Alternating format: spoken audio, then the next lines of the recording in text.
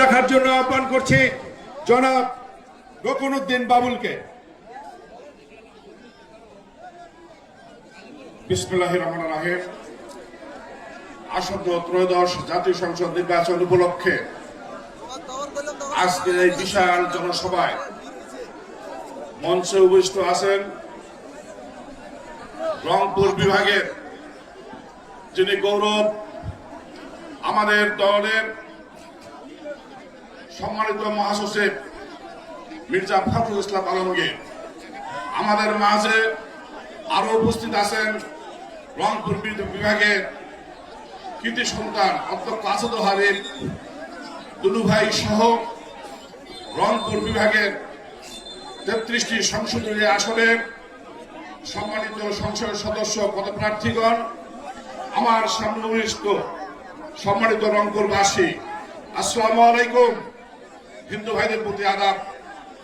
সম্মানিত উপস্থিতি,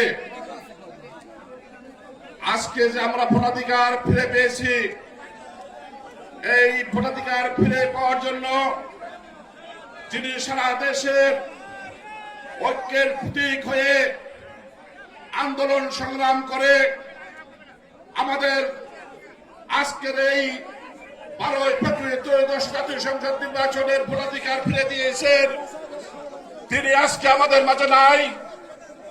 আমাদের মা দেশনেত্রী বেগম খালেদা জিয়া, সাবেক 3 বারের প্রধানমন্ত্রী, আজকে তার রুহের মাগফিরাত কামনা করছি আমি এখানে, এবং তার জন্য আমরা প্রাণ ভরে দোয়া করি উনি যেন বেহেশত নসিব পান।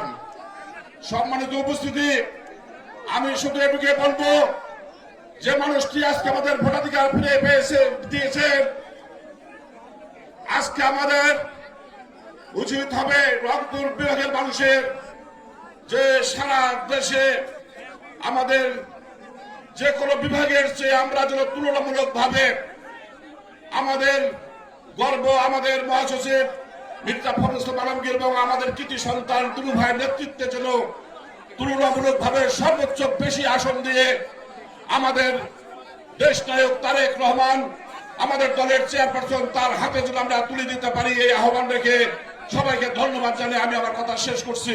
খোদা হাফেজ। বাংলাদেশ জিন্দাবাদ। শহীদ অমর হোক, মরহুম খালেদা জিয়া অমর হোক, তারেক রহমান জিন্দাবাদ। সবাইকে ধন্যবাদ।